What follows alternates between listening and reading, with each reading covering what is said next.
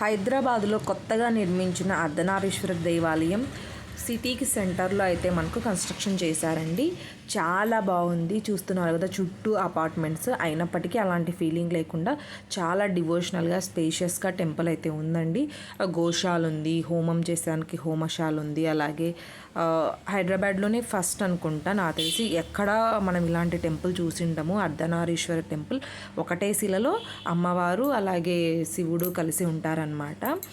And మనం ఎక్కడ చూసినా శివుడిని లింగ రూపంలోనే చూస్తూ ఉంటాము, ఇక్కడ విగ్రహ రూపంలో చూస్తామండి.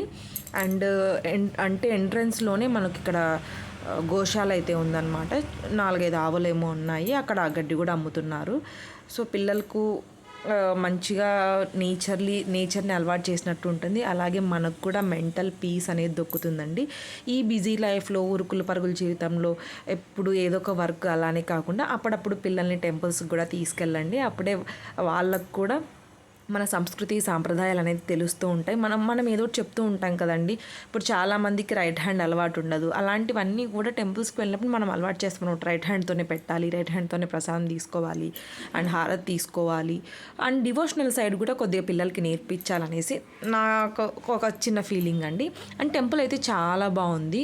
సో నేను ఏదైతే ఇక్కడ ఫోటో చూపిస్తున్నానో ఇక్కడే లాస్ట్ కార్తీక మాసం పౌర్ణమి రోజున కళ్యాణం అయితే జరగడం జరిగింది. చాలా బాగా చేశారు. అండ్ డెకరేషన్ కూడా సూపర్ హైలైట్గా చేశారండి.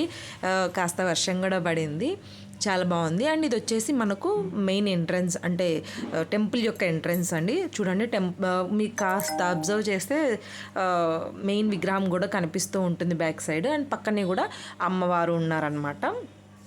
సో అండ్ చుట్టూ కూడా ఎక్కడ చూసినా డివోషనల్ వైబ్ అయితే ఉందండి. సో ఇది వచ్చేసి మనకు అర్ధనారీశ్వర స్వామి విగ్రహం అనమాట. మా గర్భగుడిలో అయితే ఇలా ఉంటుంది. నేనైతే వీడియో తీయలేదు, జస్ట్ ఫొటోస్ ఉంటాయి కదా, అవి మాత్రం నేను అప్లోడ్ చేస్తున్నాను. సో మీకు ఎలా నచ్చిందని అనుకుంటున్నాను. తప్పకుండా విజిట్ అవ్వండి. Thanks for watching.